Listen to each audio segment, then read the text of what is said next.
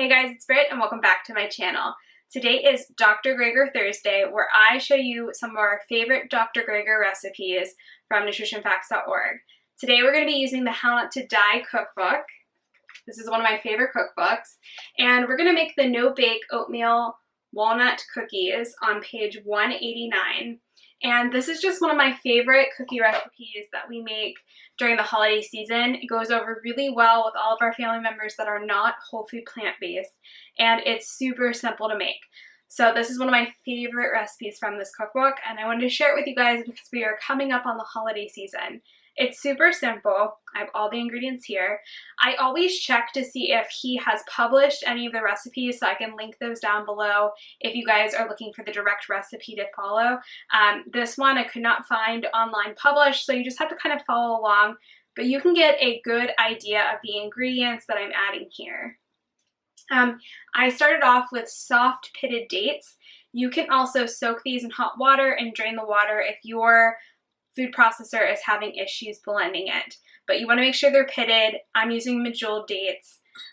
These are very soft, so I didn't have to soak them, but that's a little tip if you use dates that need to be processed a little bit more. Sometimes they can be a little bit dried out when you get them from the grocery store.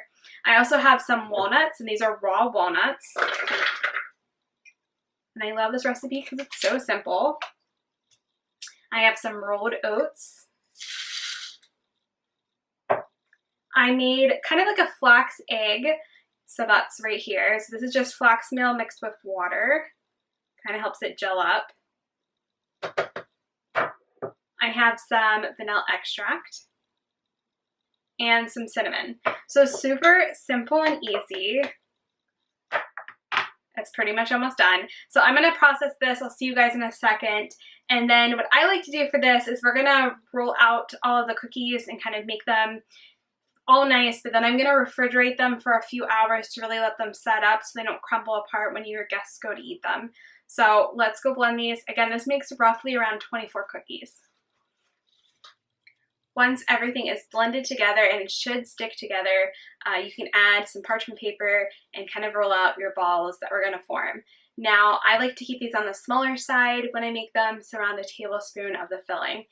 I will say that if your food processor is having trouble, you can add a tiny little bit of water to kind of help it out. I didn't have to. That really kind of depends on how soft your dates are, I find, but it sticks together great.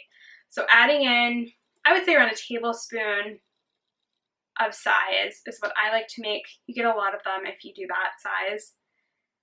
And I'll just form them into little balls.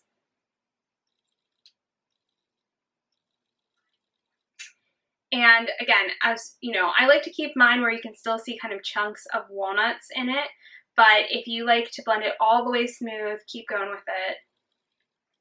Super simple. So I'm going to go ahead and roll all of these out. Once I have all of our cookies laid out, I, again, measure them out so there's 24 of them. And I found this little trick helps. So I will just like wet the palm of my hands just a little bit, and I do this after I've kind of formed them. And then I find that if I just go back in and kind of roll them, it just helps everything stick together and kind of seal. So I do that for each of them, just a little bit of water, not too damp, but I find that it'll just keep everything from sticking together whenever we go to use our fork to flatten them. Now you can just serve them as little balls. That is great, or you can do the next step and do the fork that we're going to do upcoming. But I find that this recipe is really nice to keep in your freezer because I'm not tempted to overeat them. It's just a really nice snack. So I keep them in the freezer, and me and my husband will just grab them when we want them, but they're there, and it's just kind of out of sight, out of mind, so I don't eat a ton of these. I just have a serving. So that's a little tip if you are somebody who wants a little treat but doesn't want to overeat. So that's what we do. Again, I'm just taking a tiny little bit of water and just kind of rolling out.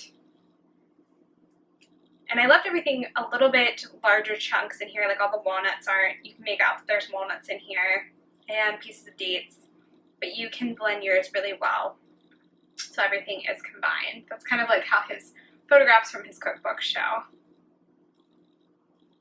Alright, I'll see you guys when I finish this part. You can definitely just freeze them as little balls and have them, but I like to make them more flat like the cookies in the cookbook. And so I just take a fork and kind of just drip off a little bit of the water. It just helps it not stick to it. And then I just help to flatten it out. And then I will just keep these in the freezer, to be honest, and just eat them whenever we want. And these actually last a pretty long time. Generally for like a serving of these for myself, I'll grab like 2 of them.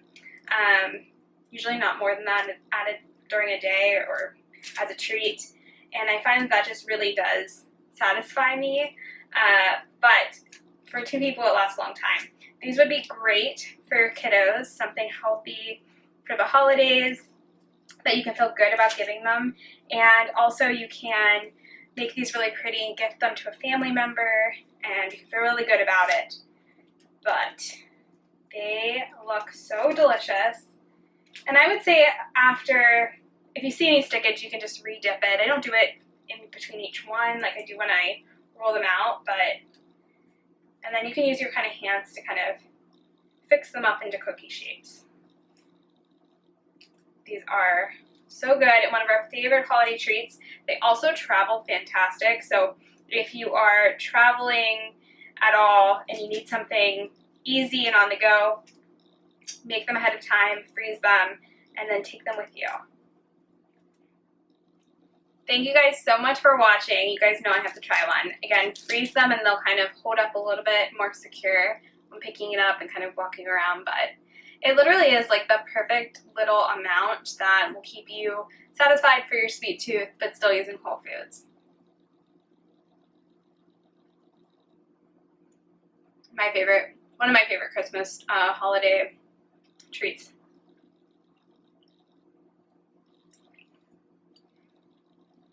With the cinnamon in there, it's so nice.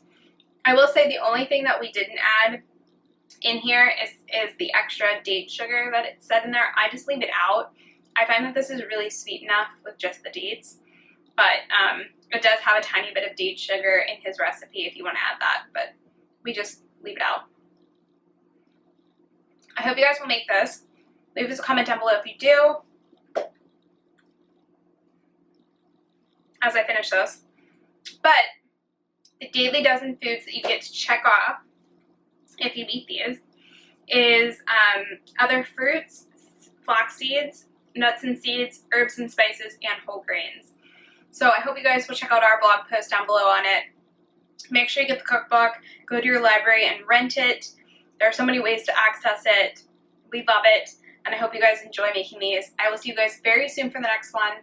Make sure you subscribe. I make whole food plant-based recipes every week, multiple times a week, and I'll see you guys real soon for the next one. Thanks so much for watching. Bye.